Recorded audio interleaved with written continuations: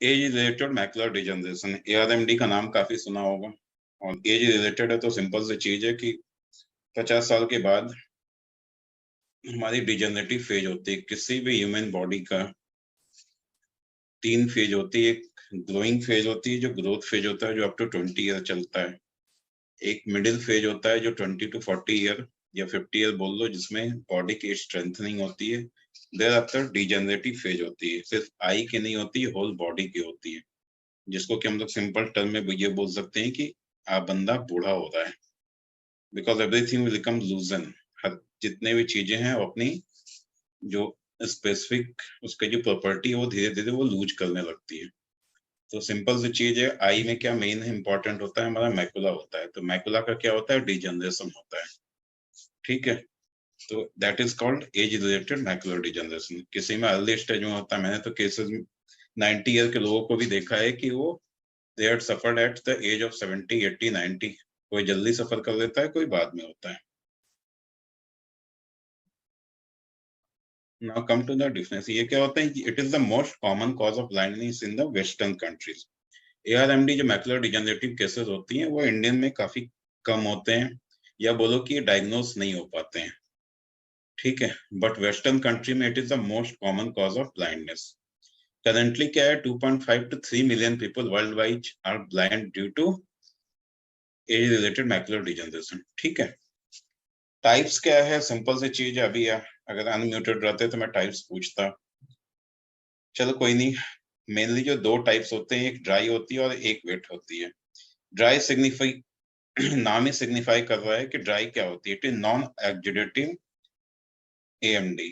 ठीक है, जो कि सबसे ज्यादा होती है। सूखा हुआ एज रिलेटेड डिजॉर्डर होता है, जो कि लेस सिवियर होता है।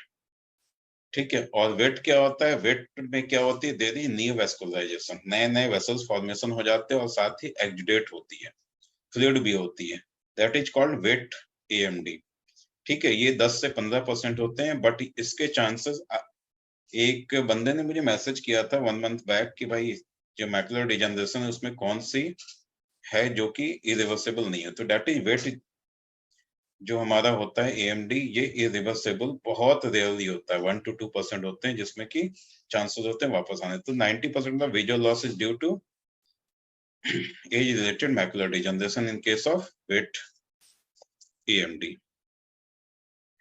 डिफाइन कैसे करेंगे ड्राई और वेट को, ड्राई और नॉन ऑक्सीडेटिव जो AMD है।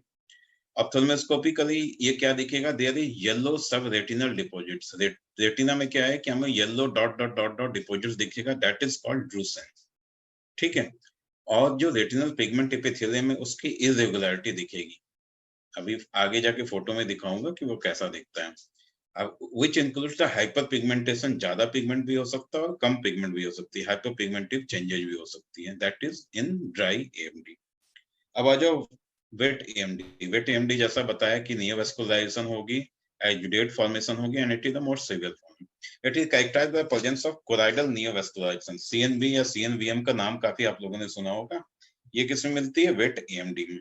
And it is associated with the manifestation such as retinal pigment epithelium, PED हो जाएगी उसमें।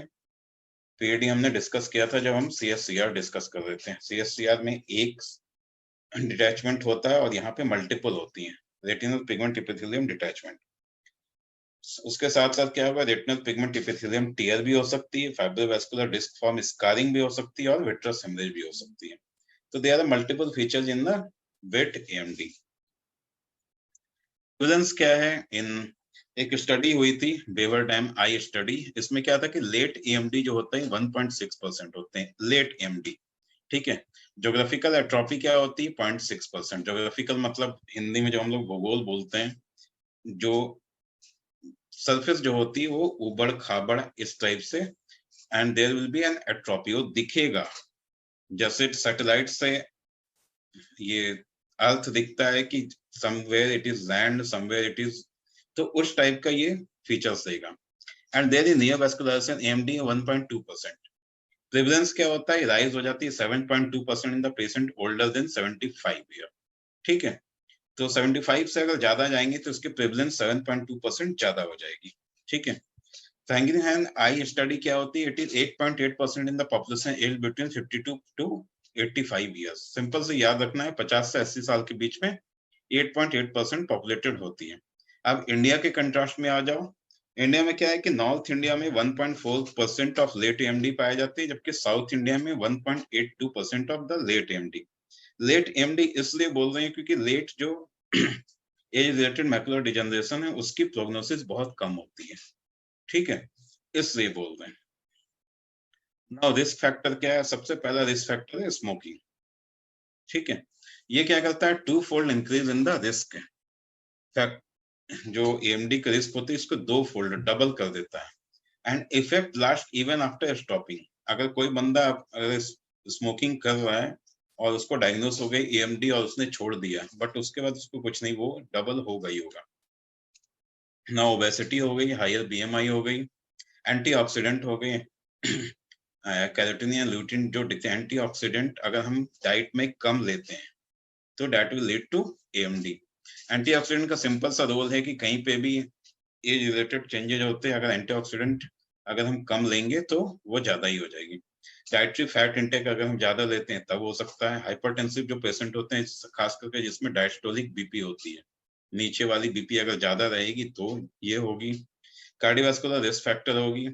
Cataract surgery and sunlight exposure लिखते हैं कि कारण हो सकता है, बट अभी भी कंट्रोवर्शियल चल रहा है। बट ये भी होता है कि जिसकी कैटरेक्ट सर्जरी होती है later on as related macular degeneration हो जाती है, क्योंकि हम लोग छेड़छाड़ करते हैं, कभी विट्रस स्ट्रेन हो जाएगी, कभी रेंट हो जाएगी, that will also lead to age related changes. And non modifiable जो हमको मॉडिफाई नहीं कर सकते वो क्या है? एज। सिंपल सी चीज है, जैसे जैसे एज बढ़ेगी एएमडी होते रहेगी। जेंडर में आ जाओ तो फीमेल का क्या है? More than males specially after 75 year, ठीक है। इसमें हार्मोन्स का रोल होता है, इसके वजह से होती है। इथेनिसिटी क्या है? तो व्हाइट, जैसा ही बताया था कि वेस्टर्न कंट्री में बहुत ज्यादा मिलती है, तो व्हाइट में बहुत ज्यादा होती है और ब्लैक में कम होती है। जेनेटिक फैक्टर क्या होती है? Familial cases generation to generation 10 to 20% में मिलेगा। और आइरिस कलर पे आ जाओ, अगर आपका आई डार्क कलर्ड है तो इट इज प्रोटेक्टिव होती है। जैसे वेस्टर्न कंट्री में क्या होती है? आइरिस का कलर व्हाइटिश होता है, ठीक है, ब्लूइश होता है, that lead to most probability of AMD. Now come to the symptom. Early stage में क्या होगा? एक ही कहानी, एसिम्प्टोमेटिक होंगी, डिफिकल्टी इन रीडिंग बताएंगे, मिनिमली ब्लड, सेंट्रल विजन बताएंगे कि थोड़ा कम ब्लरिंग हो रही है, ठीक है, कंट्रास्ट सेंसिटिविटी कम हो जाएगी, कलर पहचानने में दिक्कत होगी, और क्या होगा? मेटामॉर्फोसिया, डिस्टॉर्टेड विजन होगी, जो ऑब्जेक्ट है वो बड़ा छोटा एसिटाक्टिक का डिस्टॉर्टेड दिखेगा। अब आ जाओ ड्राई एमडी। ड्राई एमडी में क्या होता है? सूखा। सूखा तो क्या है कि एक जगह पे वो अपना इफेक्ट रखेगा, तो जिस जगह पे प्रॉब्लम होगी, जहां पे ड्राई एमडी होगी, वहां पे क्या होगा? स्कोटोमा बन जाएगा, और वो क्या करेगा? धीरे धीरे इनलार्ज होता जाएगा, बड़ा होता जाएगा। वेट एमडी अगर हो गया तो भाई तो मैक्सिमम हो गई, that is painless progressive blurring of vision, ठीक है। एक्यूट अगर हो गई वेट तो क्या होगी? सब रेटिनल हेमरेज दिखेगा अलोंग विथ सीएनवी, ठीक है, कोलॉइडल नियोवास्कुलराइजेशन। और इंसिडियस सडन हो गया तो swallow retinal fluid and PED दिखेगी वहां पे। Come to dry MD. Dry और नॉन एक्सुडेटिव जो age related macular degeneration, it is due to the slow and progressive degeneration of the photoreceptor and the RPE. देखो retina का जो maximum age है, it depends upon the properties of the RPE. RPE अगर degeneration हो गई, age related उसमें problem हो गई, आरपीई की ही सभी प्रॉपर्टीज होते हैं, एवरीथिंग, आइदर फेगोसाइटोसिस हो गई, आइदर मेंटेनिंग द स्ट्रक्चर हो गया, आइदर ब्लड ऑकुलर बैरियर हो गया, everything was maintained by RPE. अगर आरपीई सेल्स डैमेज हो गए, progressive degeneration of the photoreceptor and RPE cell, तो ये हो जाएगी। और 10% of the severe visual loss इसमें क्यों होती है? ड्राई एएमडी में होती है, ओनली 10%। बाकी में चांसेस होती है इंप्रूव होने की। क्लिनिकल फीचर क्या है? जैसा भी बताया कि ड्रूसन फॉर्मेशन होंगे, हाइपर और हाइपर पिगमेंटेशन हमें दिखेगा during examination, non geographic atrophy और ज्योग्राफिक एट्रोफी भी मिल सकती है, अभी आगे डिस्कस करते हैं। Now come to drusen. Drusen क्या होती है? ये क्या होती है? हाइलाइन डिजनरेशन होती है, कहीं पे भी डिजनरेटिव चेंजेस होती है तो हाइलाइन डिपोजिशन होती है। आइदर जब पैथोलॉजी आपने पढ़ा होगा तो देखा होगा कि लंग्स वगैरह में देयर इज हाइलाइन डिजनरेशन होती है। Similarly when there is age related changes, there is hyaline excrescence material located between the Brooks membrane and the RPE. Brooks membrane कहाँ होती है? रेटिना और कोराइड के बीच में जो ज्वाइन करता है, दैट इज ब्रुक्स मेम्ब्रेन। और क्या होगा, रेटिना का जो फर्स्ट लेयर था आरपीई और ब्रुक्स मेम्ब्रेन, वहां पे क्या हो जाएगी, हाइलाइन डिजेनरेटिव मटेरियल जाके वहां पे लॉज हो जाएगी, जो कि व्हाइट व्हाइट हमें दिखेगा, that is called the drusen. अब ड्रूसन के टाइप में आ जाओ। हार्ड ड्रूसन क्या होती है? हार्ड ड्रूसन स्मॉल ड्रूसन होगी, डिस्क्रीट होगी और वेल डिफाइंड होगी, उसके जो मार्जिन से वेल डिफाइंड होगी। जबकि शॉर्ट क्या होगी? कॉटन टाइप का, ठीक है, लार्ज तो रहेगा बट इट इज सॉफ्ट रहेगा, ठीक है, ऑब्वियस थिकनेस रहेगी एंड बिकम कॉन्वेंट, ठीक है। ड्रूसन की साइज पे आ जाओ। स्मॉल ड्रूसन क्या होती है? Less than 63 micron. और लार्ज ड्यूरेशन क्या होती है? मोर देन 125 माइक्रोन, ठीक है। तो हम इसको डिवाइड किए, स्मॉल एंड लार्ज, और एक इंटरमीडिएट होता है जो कि 63 से 125 के बीच में होता है। तो ड्रूसन के जो साइज होते हैं वो तीन होते हैं, स्मॉल, लार्ज एंड इंटरमीडिएट, ठीक है। इसके साथ साथ क्या होती है ड्राई में? आरपी हाइपर पिगमेंटेशन और हाइपर पिगमेंटेशन हो गया, क्योंकि आरपी की स्ट्रक्चरल चेंजेस होती है, डिजेनरेशन ऑफ आरपी होता है, तो लीडिंग टू हाइपर और हाइपर पिगमेंटेशन, ठीक है।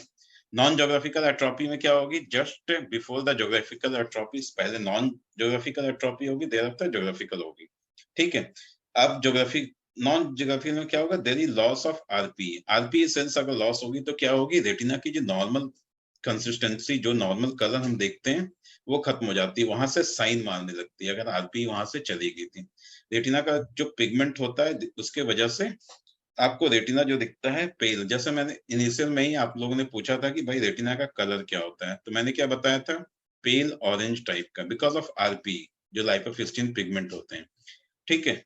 और अगर सेंसरी रेटिना है, उसको जरूर पढ़ना है जब आप एग्जाम में क्वेश्चन देते हो। अगर सेंसरी रेटिना लिखा हुआ है तो वो ट्रांसपेरेंट लिखोगे, अगर होल रेटिना लिखा हुआ है तो आप उसको पेल या ऑरेंज कलर लिख सकते हो, तो लाइक दैट। एनीवे, जो लॉस ऑफ आरपी होगी तो क्या होगा? रेटिना का नॉर्मल टेक्सचर जाएगा and that will lead to the sign. आप उसका टेक्सचर जाएगा तो क्या होगा? रेटिना बिकम ट्रांसपेरेंट, अगर वहां पे पिगमेंट हट गया तो ट्रांसपेरेंट हो जाएगा, तो पीछे जो कोलाइडल वेसल्स हैं वो दिखने लगेंगे, और जब आप उसको देखोगे तो कोलाइडल वेसल्स साइन मारेगा, वो दिखेगा, causing the affected retina to become appears pink colour. कोई भी ब्लड वेसल्स आप देखोगे तो वो क्या दिखता है? पिंक दिखता है, तो वो वाली आपको पिंक कलर दिखेगा, पिंक कलर का। वो तो हो गया non geographical atrophy. Now come to geographical atrophy. इसमें क्या होगा? There is sharply delineated round oval area of hyper pigmented और डीपिगमेंटेड एरिया। ज्योग्राफिकल एट्रोपी नाम ही सिग्निफाई कर रहा है कि ज्योग्राफिक जो है उसका चेंज हो जाता है, एक एरिया होता है जो कि हाइपर पिगमेंटेड होता है, which is more than 175 micron, ठीक है। कोलाइडल वेसल्स क्या होंगे? वहां पे साइन करते रहेंगे, क्योंकि वो एरिया में आरपी डिसलॉज हो गया, निकल गया या डिस्टॉर्टेड हो गया, जिससे हाइपर पिगमेंटेशन हो गया, क्लोराइड जो पीछे था उसके वेसल्स हमें दिखने लगे। और चेंजेस ऑफ द क्या होगी? कोलाइडल नियोवास्कुलाराइजेशन फॉर्मेशन होगी, जो कि लेस लाइकली और it occurs likely to be missed.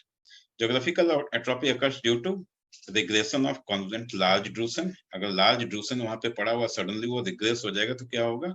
Geographical atrophy होगी। Progression of non geographical atrophy अगर प्रोग्रेस करके क्या बनाएगा? ज्योग्राफिकल बनाएगा। एंड फ्लैटनिंग ऑफ पीईडी, जो पिगमेंटरी एपिथेलियल डिफेक्ट है वो हो रखा है, सडनली वो फ्लैट हो जाए तो ये that will lead to thinning of the retina and that will cause the geographical atrophy. Investigation में सबसे पहला क्या है? एफएफए ही करते हैं, भी करेंगे हम, ठीक है। एंड फंडस फ्लोरोसेंस एंजियोग्राफी में क्या होगा? ड्रूसन देखेंगे। ड्रूसन कैसा दिखेगा? There is different pattern of fluorescence based upon the overline RP abnormality. ये क्या करेगा? ऑटो फ्लोरोसेंस देगा। हाइपर फ्लोरोसेंस होगा कब? Due to the transmission defect caused by the RP atrophy. और हाइपर फ्लोरोसेंस कब होगा? जब blocking effect of the pigmented RP. समझ रहे? एक तो ऑटो फ्लोरोसेंस हो गया, वो दिखेगा ऑटो फ्लोरोसेंस करके। हाइपो में क्या होगा? ट्रांसमिशन कॉल्ड बाय, अगर आरपी एट्रोपी है तो हाइपर फ्लोरोसेंस हो गया। हाइपो कब हो गया? सिंपल सी चीज है, वहां तक पहुंच ही नहीं पाया, बीच में अगर ब्लॉकेज आ गई पिगमेंट आरपीई का, तो वो जो ड्रूसन है वो हाइपोफ्लोरोसेंस दिखेगा। हार्ड ड्रूसन जो है ये क्या करेगा? Fluorescence brightly. जो हार्ड ड्रूसन क्या करता है? फ्लोरोसेंस काफी ब्राइट दिखता है in the mid venous phase. FFA पढ़े होंगे तो उसमें venous, mid venous and late phase होता है। तो मिड वेनस फेज में ये दिखेगा एंड इट फेड सून। जैसे ही मिड वेनस में दिखेगा उसके बाद सडनली ये फेड हो जाएगा। सॉफ्ट ड्रूसन क्या करेगा? It fills slowly and retain the fluorescence in the long. ये ज्यादा लंबा तक दिखेगा। हार्ड ड्रूसन कम दिखेगा और सडनली फेड हो जाएगा। सॉफ्ट ड्रूसन क्या दिखेगा? लंबा दिखेगा। नॉन ज्योग्राफिकल एट्रोफी क्या होगा? डिफ्यूज फ्लोरोसेंस, बड़ा सा हाइपर फ्लोरोसेंस दिखेगा। और ज्योग्राफिकल तो ब्राइट हो जाएगा, ज्योग्राफिकल क्योंकि थिनिंग पूरी हो जाएगी तो ब्राइट होकर के एकदम हाइपर फ्लोरोसेंस चमकेगा। तो ये आएगा आपके एफएफए में। अभी आप जैसे इसमें देख रहे हो फोटोग्राफ में, नॉर्मल मल्टीपल ड्रूसन आपको छोटे-छोटे दिख रहे हैं, ठीक है? ये आप जब ऑप्टोस्कोप से देखोगे तब दिखेगा। और जब एफएफए करोगे तो ये देखो कितना बड़ा-सा ज्योग्राफिकल एट्रोफी है। ये पूरी की पूरी यहाँ पे जो आरपी सेल्स है वो डिजेनरेटेड हो गई है and that will lead to the thinning of the retina. ये पूरा का पूरा स्ट्रक्चर ही डिस्टॉर्टेड हो गया है, ठीक है? तो ये ऐसे आपको एफएफए में दिखेगी। ओसीटी में, ओसीटी में ड्राई एएमडी क्या दिखती है? ओसीटी में आप लोगों ने ड्रूसन देखा होगा कई बार, क्योंकि ओसीटी बहुत कॉमन है, काफी लोग देखते हैं। इसमें क्या होता है, जो area of local elevation of RP क्या होती है, इट इज हाइपर रिफ्लेक्टिबिलिटी होती है एंड नो ऑप्टिकल शैडोइंग होती है, ठीक है? समझ रहे हैं? Area of local elevation of RP, अभी नेक्स्ट में आपको दिखेगा जो आरपी सेल से उसकी एलिवेशन ऊपर दिखेंगे, और ड्रूसन क्या होती है, लॉज होती है, बड़ी बड़ी दिखते हैं और ऑप्टिकल शैडो आपको नहीं दिखेगा। ज्योग्राफिकल एट्रोपी कैसा दिखेगा ओसीटी में? Increased optical reflection from choroid due to increased penetration of light through the overlying atrophy retina. देखो ये दिख रहा है, कहाँ चला गया, ये देखो आरपी का क्या है, डिस्टॉर्शन है, ये ऊपर चली गई, दैट इज ये पीईडी के फीचर्स हो गए, ठीक है? मल्टीपल ड्रूसन आपका चारों तरफ दिख रहे हैं, यहाँ देखो मल्टीपल कितने सारे ड्रूसन है, ठीक है? एंड लेटर ऑन क्या होगी, ज्योग्राफिकल एट्रोफी होगी और सीएनवीएम हो जाएगा, यहाँ पे नियर वेस्कुलराइजेशन फॉर्मेशन हो जाएगी, ठीक है? यहाँ देखो इरेगुलर एलिवेशन ऑफ आरपीज, ये सीधा स्ट्रेट होना चाहिए आरपी को, बट यहाँ पे इरेगुलर होगी बिकॉज ऑफ एक तो मल्टीपल ड्रेशन हो गया, पीईडी फॉर्मेशन हो गई और नियर वेस्कुलराइजेशन फॉर्मेशन हो जाएगी। नॉर्मली आपको डिस्टॉर्टेड यहाँ पे जो आपका आरपी पिगमेंट है वो डिस्टॉर्टेड दिखेगा, ठीक है? और जब मैनेजमेंट कैसे करेंगे एंटीऑक्सीडेंट, तो एरिड से स्टडी हुआ था, ठीक है? एज रिलेटेड आई डिजीज का स्टडी, ये दो हुए थे, 2006 से 2012 तक स्टडी हुए थे। इसमें क्या हुआ था, it concluded the combination of beta carotene 15 mg, vitamin C 500 mg, vitamin E 400 international unit, zinc 80 mg and copper 2 mg। ये एक बनाया गया था फॉर्मूला कि ये अगर देंगे, जैसे आपने देखा होगा कि जनरली जो एंटीऑक्सीडेंट होती है वो पाउडर के फॉर्म में हम प्रिस्क्राइब करते हैं for retinal disease which consist of this all constituent, और ये क्या करता है कि जो रिस्क है एएमडी फॉर्मेशन का उसको 25% तक कम कर देता है, ठीक है? Risk reduction by early to advance in 25%। अगर अर्ली फेज में हमें कोई पेशेंट एएमडी का मिल रहा है तो हम ये कॉम्बिनेशन देते हैं पाउडर फॉर्म में और बोलते हैं भाई ये खाओ या पियो, एंड उससे क्या होगा, 25% आपका जो एडवांस फेज में चला जाएगा एएमडी वो कम हो जाएगा, ठीक है? तो ये एरिक्स ने 2006 to 12 में स्टडी किया था, 2006 से 2012 तक, और ये दिया था। अब आ जाओ एक्यूडेटिव मैकुलर डिजनरेशन, अभी तक ड्राई चल रहा था और ये सबसे खराब होता है। The pathology of neovascular AMD is choroidal neovascularization with the formation of subretinal neovascular membrane, ठीक है? एक्सुडेटिव में मोस्ट सबसे खराब क्या होता है, यही होता है नियोवैस्कुलराइजेशन फॉर्मेशन, जहां से आपको दिखना है, जहां से ट्रांसपेरेंट रहना है, जहां से इमेज बनना है, वहां पे क्या हो जाएगी, नए नए वेसल्स बन जाएंगे, नए वेसल्स बने कि वहां की प्रॉपर्टी खत्म हो गई, ठीक है? अब सब retinal neovascularisation membrane lead to the haemorrhage, कहीं पे भी अभी तक जितनी भी चीजें चल रही है, अभी तक आपने पढ़ा, जहां भी नए वेसल्स नियोवैस्कुलराइजेशन वहां पे क्या होती है, हेमरेज हो जाती है। हेमरेज हुई कि यहाँ पे क्या होगी, हेमरेज होने के बाद स्कारिंग हो जाएगी and that will lead to complete degeneration of the macula, ठीक है? यहाँ पे पीईडी भी रोल प्ले करती है। एक्जुडेटिव जो क्लिनिकल मैनिफेस्टेशन है उसमें देखो क्या क्या दिखेंगे, यहाँ सब रेटिनल फ्लूइड आएगा, मैकुलर इडमा आएगा, रेटिनल सब रेटिनल और सब आरपी हेमरेज होगी, रेटिनल और सब रेटिनल लिपिड एक्जुडेट होगी, प्लाक लाइक मेम्ब्रेन और ग्रे और येलो ग्रीन डिस्क्रीट डिस्कलरेशन होगा, रेटिनल पीईडी फॉर्मेशन होगी, आरपी टीयर होगी और सब रेटिनल फाइब्रोसिस और द डिस्क फॉर्म स्कार होगी।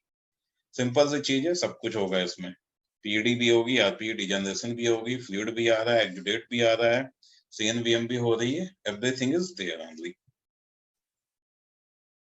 पीडी क्या होगी, पीडी की प्रॉपर्टी यहाँ पे होगी फाइब्रोवैस्कुलर पीडी होगी, सीरस जो डोम से पर डिटैचमेंट होती है, हेमरेजिक होगी एंड ड्रोसोनाइड पीडी होगी, चारों के चारों फॉर्म होंगे। यू कैन सी हियर, यहाँ पे क्या आपको दिख रहा है मैकुला के एरिया में क्या हो रहा है, जब आप ओसीटी कर रहे हो तो ये एरिया देखो डोम सेपर्ड एरिया, ये क्या है, there is elevation of hyporefractive band corresponding to the RPE moderate high back scattered within the, suggesting the presence of cloudy exudate और फाइब्रोवैस्कुलर पीडी। ये देखो फाइब्रोवैस्कुलर पीडी कितनी बड़ी है, यहाँ पे आरपी तो डिस्टॉर्ट कर ही दी है, साथ ही साथ यहाँ पे कंप्लीट पिगमेंट एपिथेलियल डिफेक्ट हो रखी है, ठीक है। तो दैट इज इतना बड़ा एरिया दिखेगा इसमें एक्जुडेटिव एएमडी में। Now come to disc form scar. Disc form scar में क्या होगी, देयर इज कंटिन्यूड एक्जुडेशन होगी, ब्लीडिंग होगी, पॉलिफरेशन ऑफ वेसल्स होगी, हाइपरप्लेसिया ऑफ आरपी सेल्स होगी, invasion of fibroblast and inflammatory cells lead to the scar formation with no visible vessels, ठीक है। बाकी सब तो ठीक है, अगर आपका स्कार फॉर्मेशन हो गया तो उसके बाद तो प्रोग्नोसिस कंप्लीटली खत्म हो जाएगी। तो डिस्क फॉर्म स्कार होगी after having all these things. White and fibrous in appearance होगी, जो स्कारिंग दिखेगी। एफएमए में क्या होगा, एफएफए से हम क्या डिफरेंशिएट करते हैं, क्लासिकल सीएनबीएम, ठीक है, एंड ऑकल्ट सीएनबीएम। अब क्लासिकल सीएनबीएम में क्या दिखेगा, एफएफए में growth of vessels in inner portion of the brooks membrane, ठीक है। जो ब्रुक्स मेम्ब्रेन बताया रेटिना और कोलाइट के बीच में, उसके इनर पोर्शन में हमें क्या दिखेगी, वेसल्स ग्रोथ दिखेगा, जो कि क्लासिकल सीएनबीएम में दिखेगा। सब रेटिनली क्या होगा, there is minimal accompanying fibrovascular tissue, ठीक है, फाइब्रोवैस्कुलर टिश्यू बहुत कम होंगे। Early well demarcated hyperfluorescence which increases with the time and the fuzzy border in the late phase, ठीक है। अर्ली फेज में क्या होगी, हाइपरफ्लोरेसेंस हो गया, और धीरे धीरे लेट फेज में क्या होगा, फेज हो जाएगी, बॉर्डर जो है वो धीरे धीरे फेड होती चली जाएगी। वजह ऑकल्ट सीएमबीएम, देखो वो क्लासिकल सीएमबीएम तो ठीक है, ऑकल्ट सबसे खराब होता है। ऑकल्ट में क्या होगी, there is fibrovascular tissue alters the fluorescent characteristic of the lesion and the blood vessels is not directly seen but is rather interfered, ठीक है। इसमें क्या होगी, जो फाइब्रोवैस्कुलर टिश्यू वो क्या करता है, फ्लोरोसिन को पहुंचने नहीं देता, और ब्लड वेसल्स क्या होती है, it is not directly seen but it is rather interfered, हमें दिखेगा फेडेड। फाइब्रोवैस्कुलर पीडी क्या होगा, irregular elevation due to the fibrovascular ingrowth on stethoscopic appearance, structuroscopic appearance. The stippled hyperfluorescence in the mid phase and the leakage staining by the late phase। अब fibrovascular जो PD इसमें दिखेगा, ये क्या होगी, occult CNVM में irregular elevation, irregular ऊपर नीचे, भी आगे फोटो में मैं दिखाऊंगा, irregular due to the fibrovascular ingrowth की वजह से इरेगुलर हो जाएगी, ठीक है। एंड स्टिपल्ड हाइपरफ्लोरेसेंस होगी इन the mid phase of the leakage में। लेट फेज में क्या दिखेगी, poorly demarcated speckled hyperfluorescence seen in 5 to 10 minute post injection। ये लेट फेज में poorly demarcated hyperfluorescence आएगी, ठीक है। नाउ टू लोकेट द सीएमबीएम, सीएनबीएम को लोकेट करना में बहुत जरूरी, क्योंकि उसी हिसाब से हम ट्रीटमेंट प्लान करते हैं। तो एक्स्ट्राफोबियल, आप जब एनाटॉमी बता रहे थे तो एक्स्ट्राफोबियल, जक्स्ट्राफोबियल एंड सबफोबियल बताया था। एक्स्ट्राफोबियल जो लीजन होती है वो कहां से कहां होती है, 200 to 2500 micron from the centre of the phobia, तो वो एरिया एक्स्ट्राफोबियल होगी। जेक्स्ट्राफोबियल क्या होगी, लीजन बिटवीन 1 to 199 माइक्रोन, जो सर्कमफेरेंस होता है फ्रॉम फोबिया, और सब फोबियल तो फोबिया के नीचे ही हो गया। तो ये सीन भी हम लोकेट करते हैं फॉर द ट्रीटमेंट पर्पस। हाँ, वेट एएमडी आ जाओ, ये देखो सब कुछ, हेमरेज भी दिख रही होगी, ज्योग्राफिकल एट्रोफी भी आ रहा होगा, ठीक है। यहाँ पे देखो पीडी भी आ रही है, alteration of P RP vessels पे दिख रही होगी आप लोग को, ठीक है। तो ये हम एफएफए करेंगे तो देखेंगे। अब आईसीजी कैरेक्टरिस्टिक क्या होगी, आईसीजी क्या होते हैं, एंडोमेथासिन ग्रीन जो हम टेस्ट करते हैं उसमें क्या क्या दिखते हैं। अब एंडोमेथासिन ग्रीन हम क्यों करते हैं, इसमें कोई भी पैथोलॉजी अगर कोराइड से कोरिलेटेड हो जाती है, ठीक है, रेटिनल पैथोलॉजी एफएफए में देखते हैं, लेकिन अगर कोराइड इन्वॉल्व हो गया तो आईसीजी कैरेक्टरिस्टिक है उसके लिए। उसमें क्या करते हैं, इन केस ऑफ ओवरलाइंग ब्लड और फ्लूइड ऑकल्ड सीएमबीएम अगर है तो आईसीजी कुड बी यूजफुल, ठीक है। क्यों, क्योंकि अभी आपने पीछे देखा था कि वो क्या कर रही थी, ब्लड वेसल्स को विजिबल होने नहीं दे रहा था बिकॉज ऑफ फाइब्रोवैस्कुलर टिश्यू। अब यहाँ पे क्या है कि देयर इज हाइपरवैस्कुलर हाइपरफ्लोरेसेंस यहाँ पे आईसीजी में दिखेगा, ठीक है, क्योंकि कोलाइडल वेसल्स में एंडोमेथोसिन ग्रीन जाएगा। ये क्लासिफाइड कैसे होती है? हॉट स्पॉट अगर less than 1 disc diameter size है तो ये ट्रीटेबल है, और अगर more than disc diameter size है तो नॉन ट्रीटेबल है। तो आईसीजी में अगर हमें हाइपरफ्लोरेसेंट हॉट स्पॉट जो दिखती है लेस देन 1 डिस्क डायमीटर है तो ट्रीट करेंगे, मोर देन 1 डिस्क डायमीटर है तो ट्रीटेबल नहीं है। वैसे तो ट्रीटमेंट सब में करते हैं। और अगर मिक्स टाइप है, overlying hot spot overlying the plaque is non treatable, marginal है hot spot on the margin of the plaque अगर दिख रहा है तो ट्रीटेबल है, and remote hot spot remote from the plaque दिख रहा है तो ट्रीटेबल है। तो ओवरलाइंग हॉट स्पॉट पूरा का पूरा अगर प्लाक में दिखेगा तो ट्रीटेबल नहीं है, अगर मार्जिन में दिख रहा है रिमोट में दिख रहा है तो ट्रीटेबल है। ओसीटी इन विट एएमडी जो क्लासिकल सीएनवीएम होती है इसमें क्या दिखेगी? इंक्रीज फोबियल थिकनेस आएगी, फोबियल थिकनेस तो इंक्रीज होगा but there is loss of foveal control, ठीक है। Thickened RP chorio capillary complex होगी, SRF may be absent but specially in the early phase. और वेट एएमडी में फाइब्रोवास्कुलर पीडी क्या होगी? PD with SRF and which overlying the sensory retina which is maintained. और late leakage of undermined origin क्या होती है? Increase foveal thickness होगी, thickened RP cells होंगे, कोरियो कैपिलरी कॉम्प्लेक्स होगी, इंट्रारेटिनल सिस्ट होगी और एसआरएफ फॉर्मेशन होगी। ये लेट फेज में होगी, ठीक। अब इसमें देख लो जो लेट फेज होती है उसमें क्या क्या होती है। इंट्रारेटिनल सिस्ट अभी जैसे डिस्कस किया, तो यू कैन सी कि इंट्रारेटिनल सिस्ट देखो मल्टीपल सिस्ट है यहाँ पे, छोटे छोटे छोटे छोटे छोटे छोटे छोटे छोटे, ये इंट्रारेटिनल सिस्ट आपको दिखेगी लेट फेज में, ठीक है। ये देखो आरपी सेल्स का तो यहाँ पे वाटी लग चुकी है, देखो एक प्लेन एक लीनियर लाइन होनी चाहिए, यहाँ देखो कंप्लीट क्या है सीएनवीएम के फीचर्स है। There is thicken RP chorio capillaries complex बन चुकी है, इतना बड़ा सा कॉम्प्लेक्स बन चुका है लेट फेज, ठीक है। ये वापस आ ही नहीं सकता, तभी हम बोलते हैं कि इंजेक्शन लगा के देखते हैं, but there will be very less chance. ये क्या है? वेट एएमडी इंट्रारेटिनल सिस्ट हो गई and thicken RP chorio capillary complex हो गया, ठीक है। देखो कितना मोटा हो गया कोरियो कैपिलरी, और ये it is the significant OCT of CNVM, ठीक है। Now OCT in wet AMD, it is least common characteristic on OCT.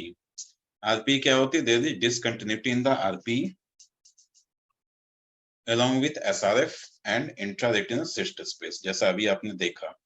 Disc form scar होगी, क्या करेगी? जैसे ज्योग्राफिकल पे होती है, थिन सेंसरी रेटिना हो जाएगी, नो इंट्रारेटिनल सिस्ट होगी, irregularly thickened RP and retinal angiomatosis proliferation होगी, आरएपी। ये देखो भी आप देख रहे हो कि ये जो है एट्रोफी बन चुकी है, यहाँ पे थिनिंग हो गई, और जब हम देख रहे हैं तो यहाँ से क्या है? साइनिंग होती है बिकॉज ऑफ द पीछे जो वेसल्स होते हैं उसकी वजह से। और ये देखो complete obliteration of RP cells. और रिफ्लेक्टिविटी क्यों है? ड्यू टू अंडरलाइन कोलाइड, उसके वजह से रिफ्लेक्शन आ रहा है। और risk of fellow I involvement, अगर एक आई में है तो दूसरी आई के इन्वॉल्वमेंट का रिस्क कितना है अकॉर्डिंग टू एमपीएस स्टडी, ठीक है। The overall incidence of CNVM in the fellow eye was 35% during the follow-up of 3 to 5 years. अगर 3 से 5% में दूसरी आई में 35% चांसेस होती है। Now come to the treatment, laser for photocoagulation treatment. It is the effective therapy for extra and juxtafoveal. अभी हमने discuss किया था एक्स्ट्रा कितना था 200 से 2500, और जक्स्ट्रा कितना था 1 to 199। यार थक जाता हूँ बोलते बोलते, ठीक। जो ओवरऑल क्या होती है? Eye receive direct laser treatment to the fovea for the new CNV immediately, ठीक है। Lost more visual acuity than the observed eye. However, the amount of visual acuity loss in the observed eye increased to the level of loss in the treated eye at 12 months and exceeded the level thereafter, ठीक है। तो तुरंत immediately start करते हैं तो there may be chance of laser treatment to the phobia of the new CNV immediately lost more visual acuity than the observed eye, ठीक है। और जिसमें हम नहीं करते हैं उसमें 12 months और उससे भी ज्यादा टाइम लग सकता है to lose the treatable eye।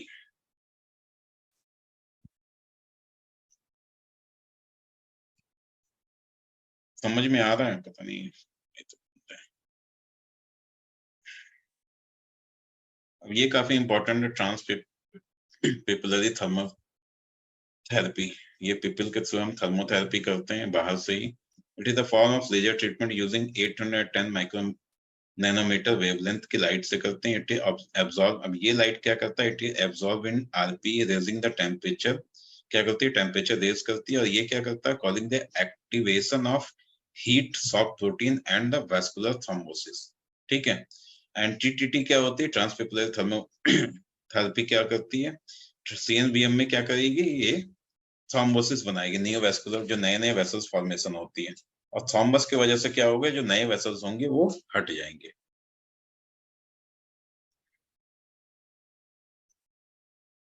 Next one is photodynamic therapy. Photodynamic therapy सुना होगा। इसमें क्या करती है, it involves the use of, इसमें क्या है, फोटो सेंसिटाइजर यूज करते हैं। ठीक है। विच एक्यूमुलेट द पॉलीफेटिंग टिश्यू। इसमें क्या करते हैं, the activation of light is form by the free radical causing the photo chemical damage. अब क्या करती है, इसमें एक चीज होती है वर्टोपोर्टिन। ठीक है। वर्टोपोर्टिन क्या करती है, ये फोटो सेंसिटाइजर होती है। ठीक है। लाइट हम डालते हैं, लाइट की जो वेवलेंथ होती है 690 नैनोमीटर होती है। उसके बाद ये जाकर के क्या करती है, मल्टीपल थ्रोम्बोसिस बनाती है नए नए वेसल्स में, और there after it will degenerated. Photo dynamic therapy करते हैं। वाटर प्रोटीन क्या करती है, the trial for the occult CNVM में ये यूज होते हैं। It was found that the treated patient were more likely to avoid the visual loss of 15 letter. और इसमें हमने क्या देखा कि जो ट्रीटेड पेशेंट है वो क्या करता है, were more likely to avoid visual loss of 15 liters. Avoid wording समझो, more likely to avoid मतलब कि 15 लीटर वो बाकी लोगों से ज्यादा पड़ता है जब हमने ये ट्रायल किया। ठीक है। As compare to patient on the placebo. तो जब वर्टोप्रोटीन जो फोटोडायनेमिक थेरेपी जब हमने स्टडी किया था, तो हमने क्या किया, आधे पेशेंट को ये यूज किया, आधे को हमने प्लेसिबो दिया, मतलब कुछ भी नहीं दिया, बस एक नाम का। तो हमने देखा कि ये जो जिनको हमने ये थेरेपी दिया था वो 15 letter more than placebo patient से ज्यादा पड़ते थे। The future of PDT may be combined therapy of intravitreal triamcinolone acetone. तो ये बता रहे हैं कि अब आगे हो सकता है कि पीडीटी के साथ साथ हम क्या करेंगे, ट्रामसिलोन एसीटोन का इंजेक्शन यूज करेंगे, एंड दैट विल मे भी एज ए ट्रीटमेंट प्रोटोकॉल में हम यूज कर सकते हैं। इंट्रावेट्रियल और ट्रांसफॉर्म इंजेक्शन होता है। ट्रांसफॉर्म हमने पहले भी यूज किया था। किसमें यूज किया था अभी नहीं बताओगे क्योंकि म्यूटेड हो। स्ट्राइड हैव एंटी, अब ये माइल्ड स्ट्राइड होती है, जैसे उस दिन हमने डिस्कस किया था ट्रांसलोन, एंड हमें अगर ज्यादा यूज करना है तो ओजोडेक्स यूज करते हैं।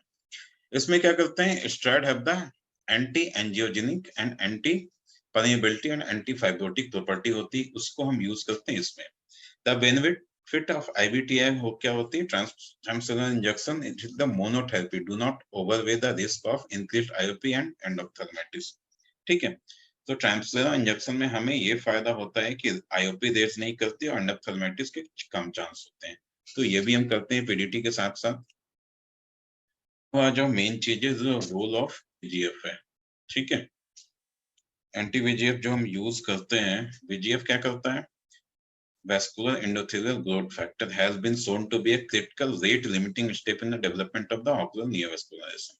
It also functions as the survival factor for the newly formed blood vessels. कहीं पे भी एनॉक्सिया होता है, बॉडी की प्रॉपर्टी, कहीं पे भी अगर ऑक्सीजन की कमी है तो फटाफट वो VGF रिलीज करके नए नए ब्लड वेसल्स फॉर्मेशन करता है। सेम थिंग रेटिना में होती है, that will lead to different pathology in the retina. VGF is mainly unregulated by hypoxia and the other factor.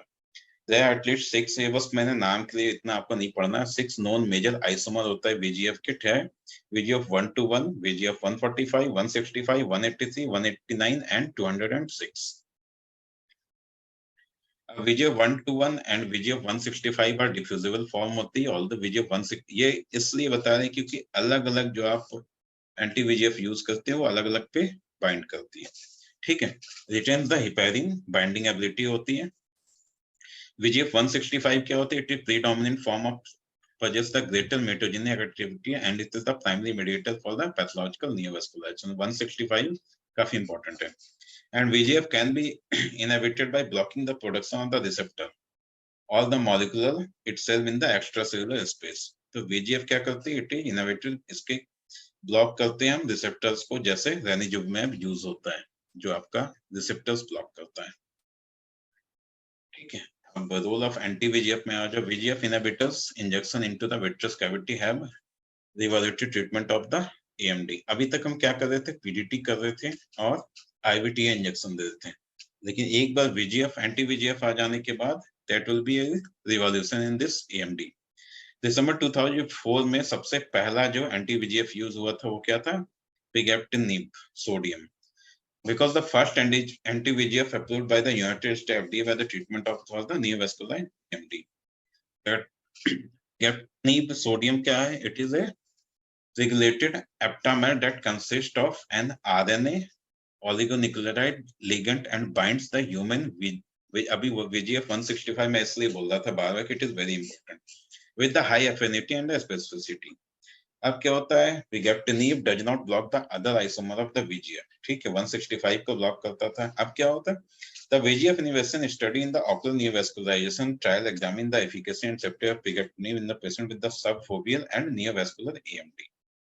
तो subfoveal lesion and the neovascular AMD में सबसे पहले ये यूज हुआ था। It is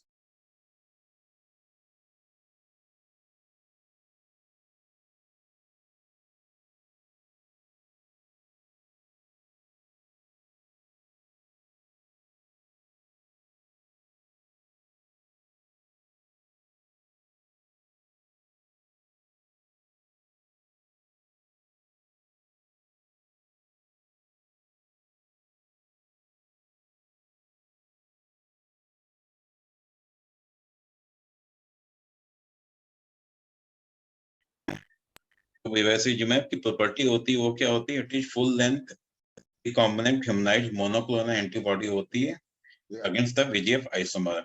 It was the first anti-VEGF agent approved by the FDA. और 2005 में क्या था, रोजेनफेल्ड Pioneer used an off level of intravitreal injection dose of the bevacizumab for the AMD. चलो bevacizumab आई के लिए तो था ही नहीं, कोलोन कार्सिनोमा में यूज होता था, बट bevacizumab जो कोलोन में यूज होता था, it has been found that कि जो एमडी के पेशेंट थे वो इसमें इंप्रूव हो जाते थे। There after it was approved by FDA for using the bevacizumab oblique Avastin for MD.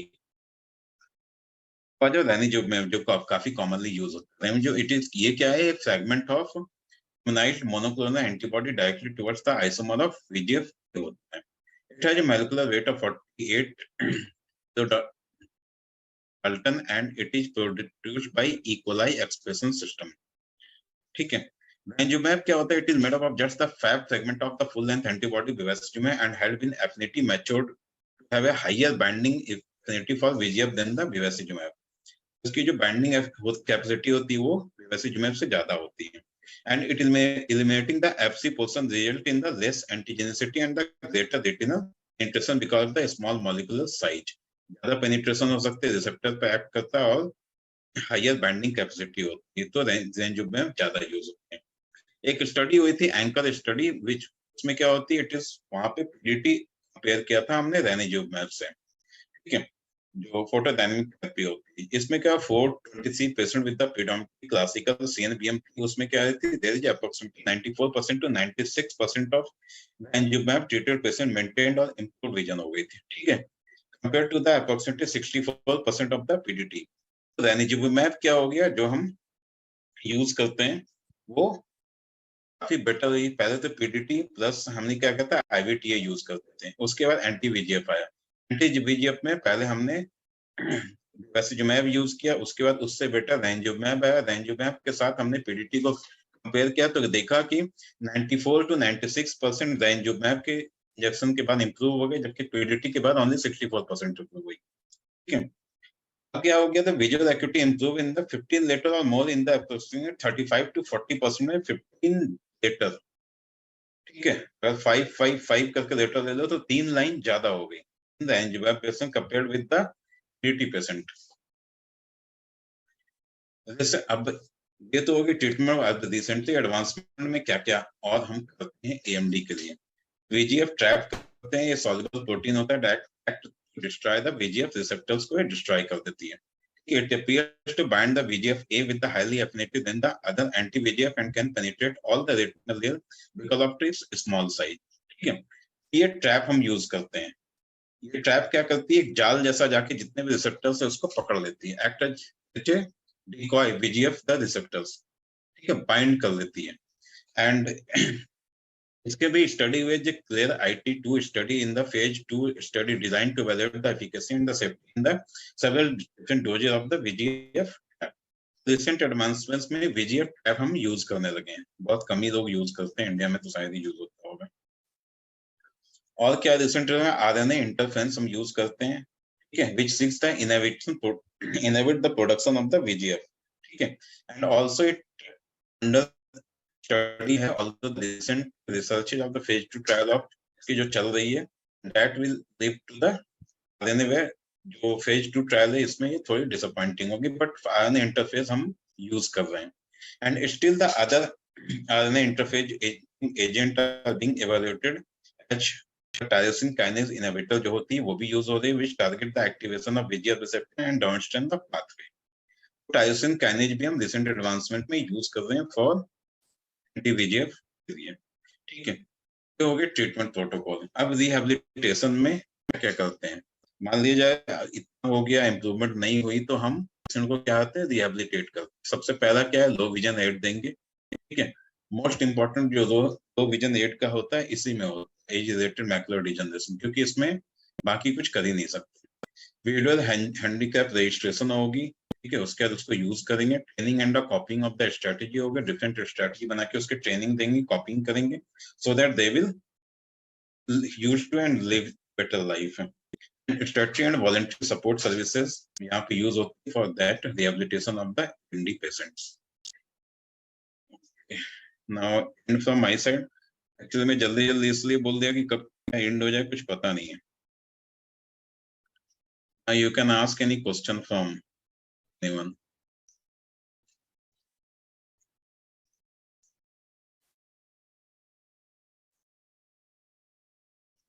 का ट्रीटमेंट प्रोटोकॉल जरूर देख लेना, क्योंकि सबसे पहले क्या करते हैं, जो एरिस्ट स्टडी है हम मल्टीपल विटामिन्स, एंटीऑक्सीडेंट, केरोटिनिन ये कॉम्बिनेशन यूज करते हैं फॉर ड्राई AMD क्लासिकल।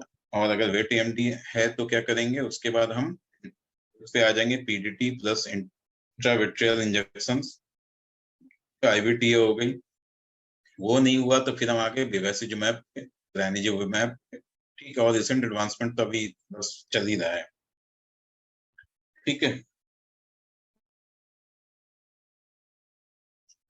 इनका लेट हो गया, क्लोज करें।